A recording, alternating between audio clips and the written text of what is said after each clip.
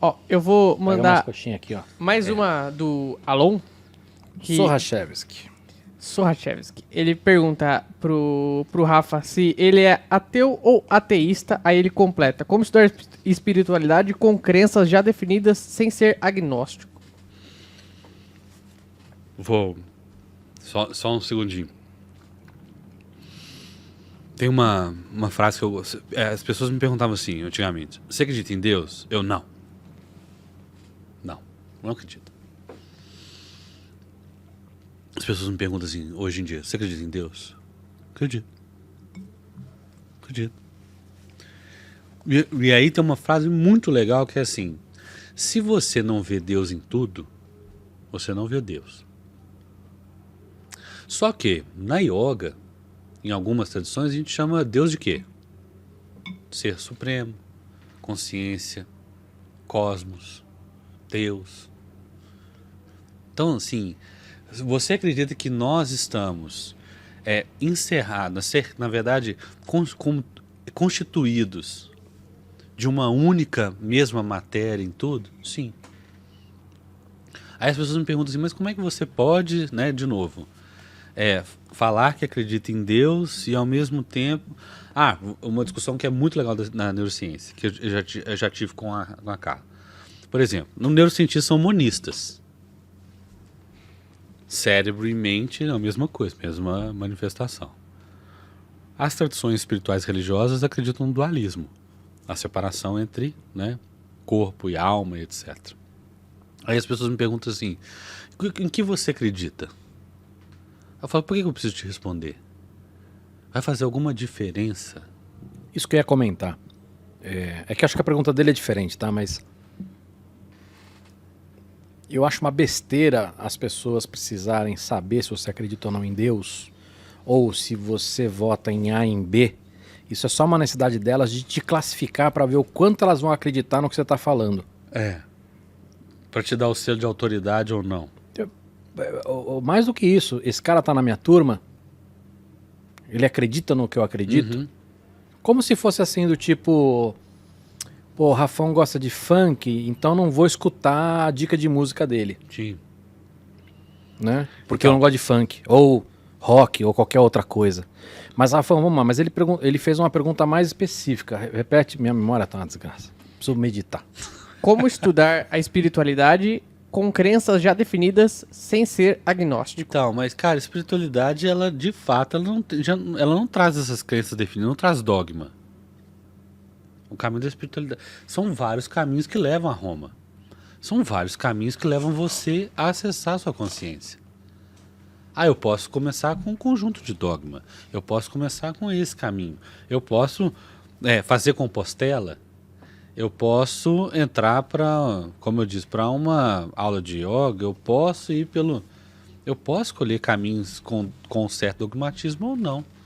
Por isso que eu falo, a espiritualidade é diferente da religião, da religiosidade. Tem protocolos, tem doutrinas. A espiritualidade pode ser um caminho construído, inclusive a partir da sua própria referência, ou daquilo que você tem acesso. Então eu não vejo isso como uma questão, assim, como um problema. Igual o app.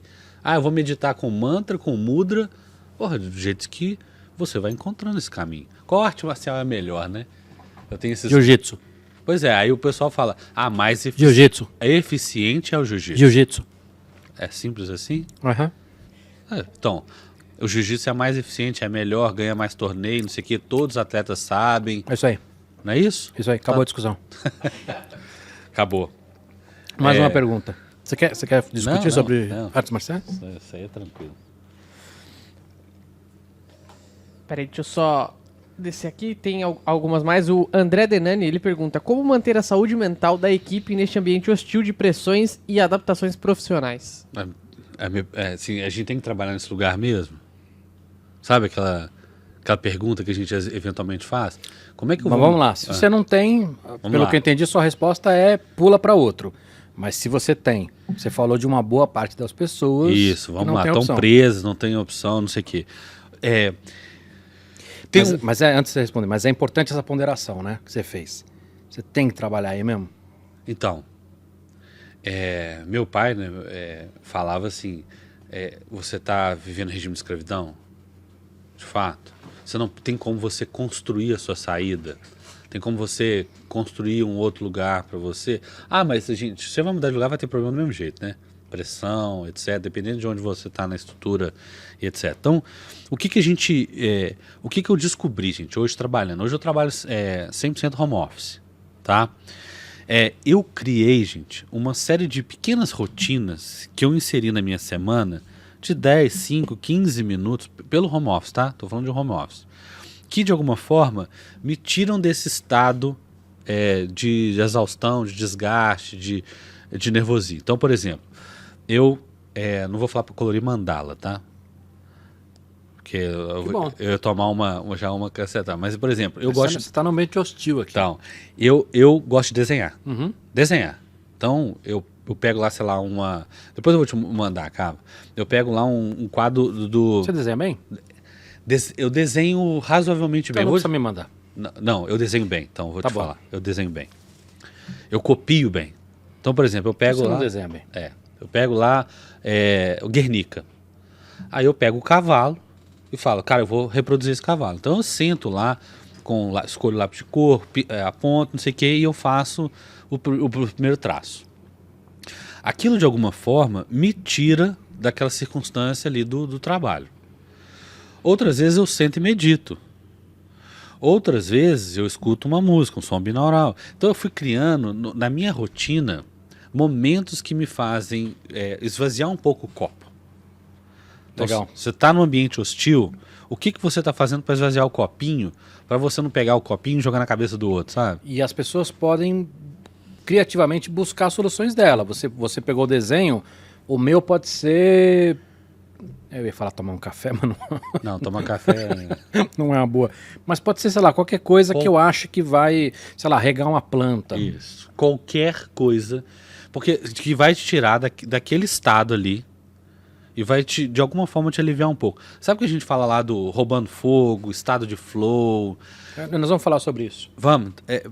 Assim, eu criei uma rotina semanal, gente.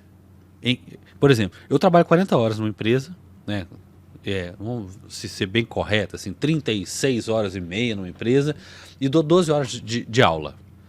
Então, de fato, a minha rotina formal ela é muito longa. Só que eu fui colocando eu fui colocando atividades que me deixam em estado de flow, mesmo que rapidamente, ao longo da minha semana inteira para poder fazer essas quebras. Entendi. Deixa eu perguntar um negócio. Você chegou a falar sobre Índia, essas culturas milenares que devem ter bastante aprendizado. A gente precisa traduzir isso para usar ou não? Eram outra realidade, eram outra sociedade? Esses aprendizados... Cara, tem coisas, assim, querendo ou não, são humanas, é do humano. A gente, enquanto Homo sapiens sapiens, quanto tempo que a gente existe na Terra? Muito pouco. Né? Muito pouco.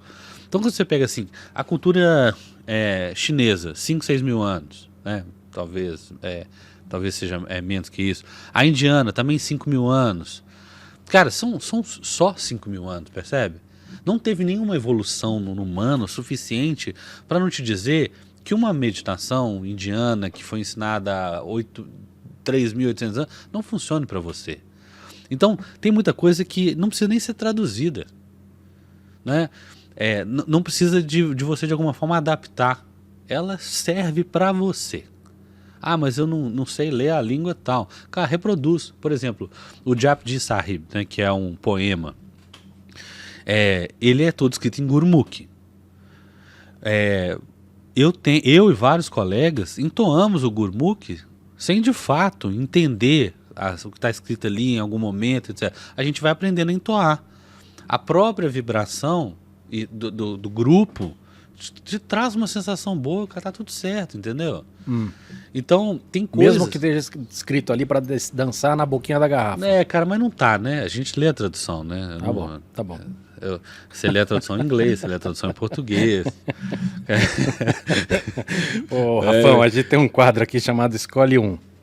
Eu tô te sacaneando aqui, que as pessoas não sabem que a gente é amigo, né? Não, mas assim, numa boa, bicho, o Conte Sponville escreveu O Pequeno Tratado das Grandes Virtudes. Uhum. Porra, uma delas é bom humor, né? É, Ah, mas isso não tem na internet. tá, então tá bom. Isso acabou. Ô, gente, ele não tá me maltratando aqui, não. Pode ficar tranquilo, Eu tô assim. tratando você bem, cara. Coxinha de jaca. É isso aí. Que algumas pessoas acham que é maltratar, mas tá gostosa pra caramba. Maltratando a jaca, né, É. gente?